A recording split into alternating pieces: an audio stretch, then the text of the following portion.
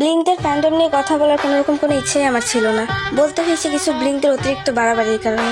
আসলে আমার সমস্যা হচ্ছে আমার কথাগুলো কারো মনের মতো হয়, আবার কারো জায়গা মতো লাগে। এজন্য আমাকে অনেকেই দেখতে পারে না, যদিও তাতে আমার কিছুই যায় আসে না। ব্লিঙ্করা যদি হয় মোস্ট টক্সিক ফ্যান্ডম, তবে আমরা আর্মিরাও মোস্ট পাওয়ারফুল ফ্যান্ডম। ব্লিঙ্করা যদি তাদের রানীদের জন্য মোস্ট টক্সিক ফ্যান্ডম হতে পারে, তবে আমরা আর্মিরাও আমাদের সাঁতরাজার জন্য মোস্ট ডেঞ্জারাস ফ্যান্ডম হতে পারি। ব্ল্যাক পিঙ্কের পেছনে কেউ লাগলে ব্লিঙ্করা যেমন ছেড়ে দেবে না, তেমনি বিটিএস এর পেছনে লেগে আর্মিদের খেপিয়ে দেওয়ার মতো ভুল করো না। বিটিএস মেম্বারদের ক্ষতি করতে চেয়ে আর্মিদের খেপিয়ে দেওয়ায় হাইবের সিইওকে তার পজিশন হারাতে হয়েছে। আর্মিদের পাওয়ার সম্পর্কে ধারণা নেওয়ার জন্য এর থেকে বড় এক্সাম্পলের প্রয়োজন পড়বে না। আর রইল ব্যবহারের কথা, ব্লিঙ্কদের ব্যবহার সম্পর্কে আর্মিদের আলাদা করে কিছু বলতে হবে না। ব্লিঙ্করা তাদের ব্যবহারের নিকৃষ্টতা সেদিনই দিয়ে দিয়েছিল যেদিন বিটিএস মেম্বার কিম তাইয়াং এবং তার মৃত দাদিমাকে জড়িয়ে সেই কুৎসিত কথাগুলো রটিয়েছিল।